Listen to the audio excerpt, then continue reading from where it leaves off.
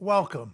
I'm Roger Stone, and this is a special edition of the Stone Zone, the America First response to President Joe Biden's State of the Union. The State of the Union address is required by Article 2, Section 3 of the U.S. Constitution. This is where the president is supposed to tell us where we've been, where we are today, and where we are going. The ladies and gentlemen who are joining us tonight are going to address topics that President Biden spoke of tonight, but we're also going to address some subjects that the president didn't raise. Our first speaker today is former Defense Department official Mark Vargas. The obvious response to tonight's speech is that the state of our union is in crisis. We have a crisis on our southern border where hundreds of thousands of illegals are crossing into our country every single month, resulting in a humanitarian crisis where drug cartels are holding women and young children hostage, oftentimes raping them until their loved ones pay them money to secure their release.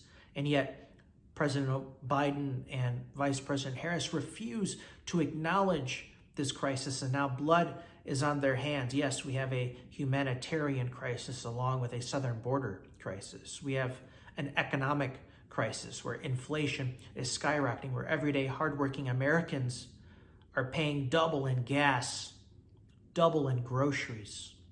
We have an economic crisis. We have a domestic policy crisis where U.S. government agencies are being weaponized to target their political enemies. And not just their political enemies, but everyday moms and dads who are attending school board meetings to stand up for their children, to be a voice for the voiceless, because after all, it's parents that know best what's best for their children, not the government. God did not gift the government with children. God gifted moms and dads with children. And yet, as these parents stand up and voice their support and exert their parental rights at these school board meetings, what does the Biden administration do? Labels them domestic terrorism. Our wokeism crisis is resulting in everyday hardworking Americans being terminated from their jobs, not because of work performance issues, but because of their political beliefs. This is not the United States of America. This is behavior that we'd see or expect in Venezuela or North Korea or China, or better yet, the former Soviet Union, but not here in the United States. We have a big tech and censorship crisis where these very same freedom-loving, patriotic Americans are having their voices silenced online and on social media, not because they're doing anything wrong or saying anything wrong, but because they're exercising their First Amendment rights. Because of their political beliefs, they're being silenced and removed from social media. We have a big tech censorship crisis.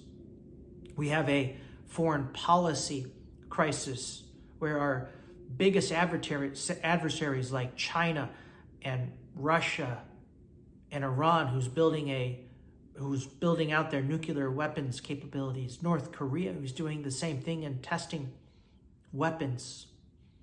We have our adversaries have been emboldened under the Biden administration. Yes, we have a foreign policy crisis. We also have a national security crisis where just the other day, the U.S. military shot down a Chinese spy balloon only after it had traveled across our entire country, flying over cities and communities, putting everyday Americans' lives in grave danger. This balloon also traveled and flew over across numerous military installations. How much intelligence, how much information gathering did the Chinese get from this spy balloon before it was finally shot down several days later? Yes, we have a national security crisis.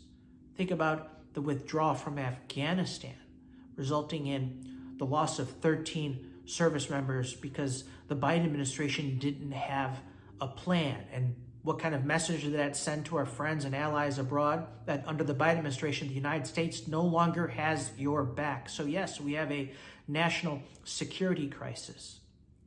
And Americans' lives are in danger, not just here at home, but abroad.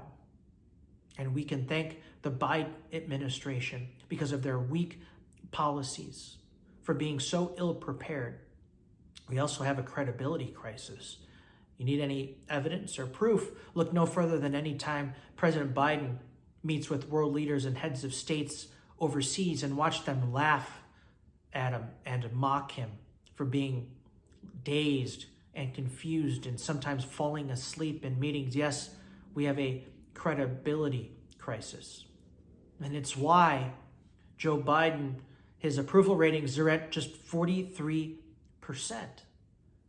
And it's another reason why an overwhelming majority of Democrats who voted for Joe Biden, by the way, it's why an overwhelming of Democratic voters want to see Joe Biden serve on just one term, because they see a country in crisis. And what does the Biden administration do? They want to blame parents. They want to blame conservatives. They want to blame the Make America Great Again movement. They want to blame President Trump. But at the end of the day, the buck stops with him. That's Joe Biden. And so despite what he may read and how many rounds of applause he gets from the Democratic side of the aisle, he cannot hide from his record. And that record is a total failure. And he cannot hide from the results of that record. And the result is a state of a union that is in total crisis.